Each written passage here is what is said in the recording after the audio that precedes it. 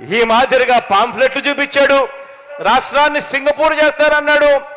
ప్రతి జిల్లా head quarters లో కూడా ఏకంగా హైటెక్ సిటీలు కడతానన్నాడు. ఇంతటితో ఆగిపోలేదు. ఇంతటితో ఆగిపోకుండా మేనిఫెస్టో అని చెప్పి ఈ మాదిరిగా తీసుకొచ్చాడు. అక్క చెల్లెమ్మల కోసం అని చెప్పి ఇందులో కొన్ని పేజీలు పెట్టాడు. ఆయన 2014లో ఇచ్చిన మేనిఫెస్టో ఎన్నికల ప్రణాళిక.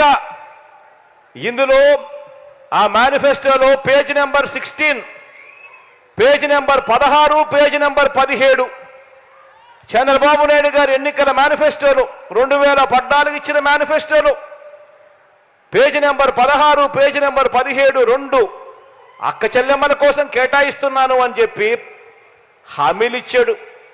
ఇందులో ఆయన చెప్పింది అక్క చెల్లెమ్మల కోసం మాత్రమే.